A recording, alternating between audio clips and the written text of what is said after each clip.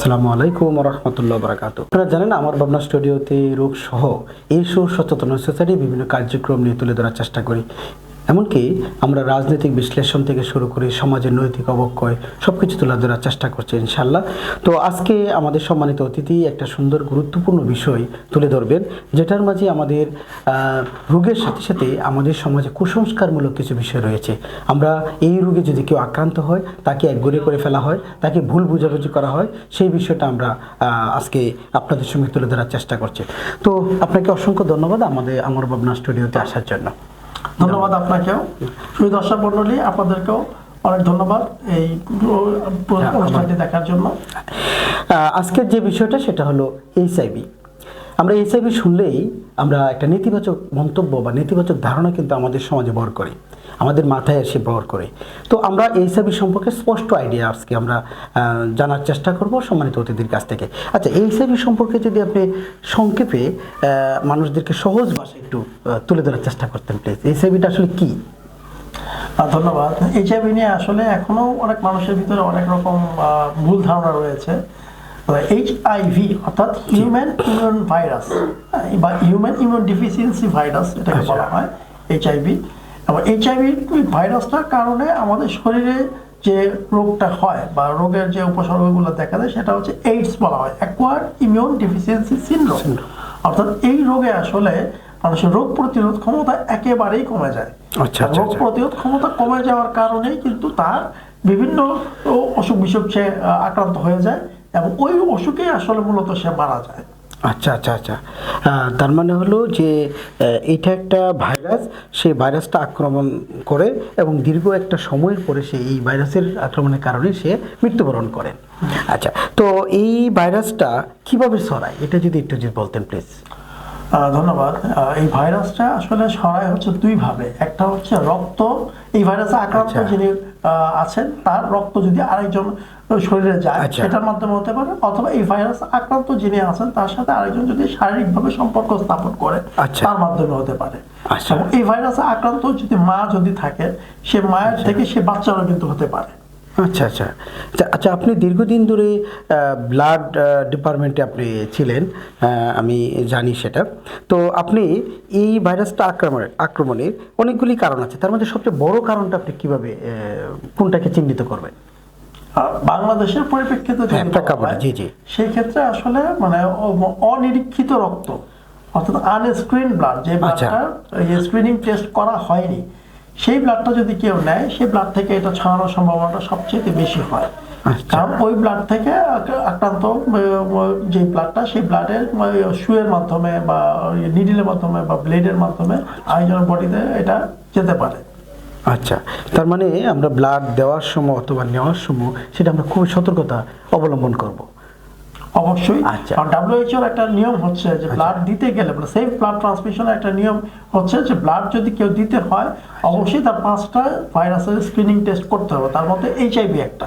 এটা ছাড়াও আছে সিফিলিস, ম্যালেরিয়া, তারপরে HBsAg এবং HCV, এগুলো অবশ্যই টেস্ট করতে হবে এবং টেস্টের রিপোর্ট নেগেটিভ হলেই শুধুমাত্র সেই ব্লাডটা আরেকটা রোগীকে দেওয়া যাবে।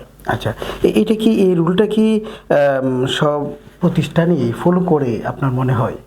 এটা সারা বিশ্বেই তো WHO একটা করা উচিত, মানে না উচিত না, রুল দিয়ে দিয়েছে, এটা অবশ্যই করতে হবে। এটা ছাড়া ব্লাড দেওয়াই যাবে না। এখন প্রতিষ্ঠান তো ভেদে জায়গা যায়, এটা একটু তারতম্য হয়, কারণ হয়তো কেউ কেউ হয়তো সব টেস্ট করে না বা কারো কারো ক্ষেত্রে হয়তো টেস্টের মানে ভিন্নতা হতে পারে, সেটা একটা বিষয়। আচ্ছা আচ্ছা আচ্ছা, এই যে এইচআইভি ছড়ানো নিয়ে বিভিন্ন ধরনের কিন্তু ভুল ধারণা রয়েছে। তো এই ভুল ধারণাগুলো আপনার যে ছড়াচ্ছে সেটা সামাজিকভাবে তো ক্ষতিকর প্রভাব পড়ছে। একজন যদি আক্রান্ত হয় তাকে কিন্তু একঘরে করে ফেলা হচ্ছে। তো এই বিষয়ে আপনি কি বলতে চাচ্ছেন? এটা খুব চমৎকার একটা প্রশ্ন করেছেন। আমি সবাইকে একটু আশ্বস্ত করতে চাই যে হাঁচি কাশির মাধ্যমে কিন্তু এই এইডস ভাইরাস ছড়ায় না। আচ্ছা আচ্ছা, যেটা নাকি এই যে করোনাতে ছড়াতো, করোনা ভাইরাসে যেটা ছড়াতো, কিন্তু এইচআইভির ক্ষেত্রে এটা হবার কোনো সুযোগ নাই।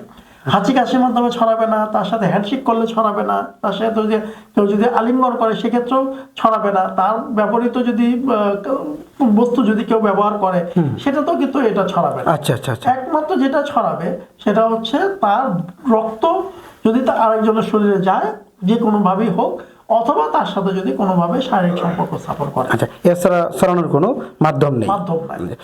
সুই অথবা ধারালো যন্ত্রের মাধ্যমে এটা সরানোর যে বিষয়টা আপনি already বলেই ফেলছেন, সুই যেহেতু ব্লাড ট্রান্সফিউশন তো সুই লাগবেই, তো সেই ক্ষেত্রে এটা সরানোটা বেশি, প্রবাবিলিটিটা বেশি রয়েছে। তো মা এবং সন্তানের মাঝে এইচআইভি সরানোর ব্যাপারটা যদি একটু বলতেন। এইচআইভি আক্রান্ত যে মা, সেই জি। মায়ের ক্ষেত্রে সেই বাচ্চার এটা হওয়ার সম্ভাবনা অলমোস্ট 100%। এবং বাচ্চা এমনকি বাচ্চা যদি নাও হয়, বাচ্চাকে যদি মা দুধ পান করায়, সেই দুধের মাধ্যমেও কিন্তু সেটা তার বাচ্চার শরীরে যেতে পারে। আচ্ছা, এখন কোনো মা এইচআইভি আক্রান্ত কিন্তু তার সন্তান হলো, সে এখন এই ক্ষেত্রে কি করতে পারে যদি এরকম হয়? যদিও আমরা আসলে এরকম মানে example খুব medically কম। এটা আমরা যেটা বলি আর কি, মানে এইচআইভি আক্রান্ত মাকে আমরা সাধারণত মানে এই বাচ্চাটাকে না রাখতে আমরা তার সংস্পর্শে না রেখে অন্যভাবে সে বড় করা। বাচ্চাটাকে মানে আমি যেটা বলা হচ্ছে যে না, বাচ্চাটাকে মানে যে টার্মিনেট করে ফেলা আর কি, যদি তার গর্ভাবস্থায় ও, থাকে, গর্ভাবস্থা। গর্ভাবস্থায় যদি বাচ্চাটা থাকে, তাকে সেটা গর্ভপাত করে ফেলার জন্য এটা বলা হয়, যদি সেটা আপনার 4 সপ্তাহ বা 4 থেকে 16 সপ্তাহের মধ্যে যদি সেটা হয়ে থাকে আর কি। আচ্ছা আচ্ছা। আর তার বেশি যদি হয়ে যায়, সেক্ষেত্রে বাচ্চাটা আসবে এবং বাচ্চাটাও এই রোগটা নিয়ে আসবে। অবশ্য সাথে সাথে তো একটা সিমটম আসে না, তবে বাচ্চাটা মানে ওই ক্ষেত্রে আসলে খুব বেশি একটা ভালো ভবিষ্যৎ নাই আর কি। আচ্ছা আচ্ছা, বাচ্চাটা বলা যায় তার ভবিষ্যৎটা খুব বেশি একটা ভালো হবে বলা যায় না। মায়ের কারণে তার বাচ্চাটা আচ্ছা আচ্ছা, এইডস ব্যাপারটা তো আসলে সরাসরি এইচআইভি থেকে এইডস হয়, এই বিষয়টা হচ্ছে ভাইরাসটা। আচ্ছা, এইডস যেটাকে বলা হয় অ্যাকোয়ার্ড ইমিউন ডেফিসিয়েন্সি সিনড্রোম, অর্থাৎ কয়েকটা ইয়ার ভিতর দিয়ে এই জিনিসটা যে সিনড্রোম গুলো প্রকাশ পায় আর কি। জি জি, সেটাই হচ্ছে এইডস বলা হয়। আর ভাইরাসটা হলো এইচআইভি। জি জি জি জি জি। না, এটা একটা খুব একটা বিষয়।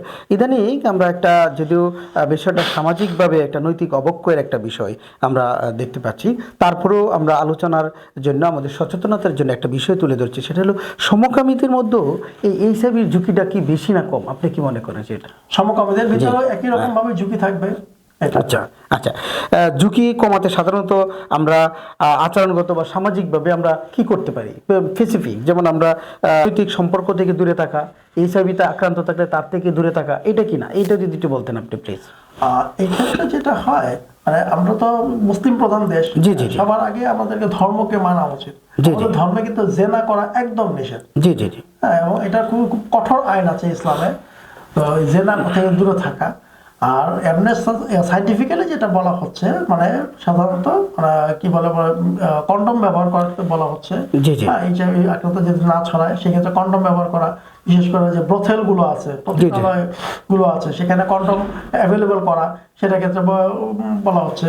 আর সবচেয়ে বড় কথা হচ্ছে প্রিভেনশন ইজ বেটার দেন কিউর। মানুষ যদি নৈতিকভাবে ভালো যদি থাকে, তাহলে সে এই ধরনের অনৈতিক সম্পর্কের মধ্যে যাবে না এবং সে ভালো থাকবে। আলহামদুলিল্লাহ। সম্মানিত দর্শক, খুব গুরুত্বপূর্ণ একটা বিষয় আমরা আলোচনা করেছেন সম্মানিত অতিথি, এবং আমরা জানলাম, এবং আমি যতটুকু জানলাম, আপনি যতটুকু জানলেন, সেটা আপনার পাশের মানুষকে ছড়িয়ে দেওয়ার চেষ্টা করেন। তাহলেই হয়তো বা আমাদের পুরো সমাজে এইচআইভি সম্পর্কে সচেতন একটি সমাজ গড়ে উঠবে, এবং আমরা এটা প্রতিকার এবং প্রতিরোধ করতে খুব সহজে করতে পারবো। এবং দেখা হবে পরবর্তী ভিডিওতে। সেই প্রত্যাশায় বিদায় নিচ্ছি আপনাদের কাছ থেকে। আসসালামু আলাইকুম ওয়া রাহমাতুল্লাহি ওয়া বারাকাতুহু।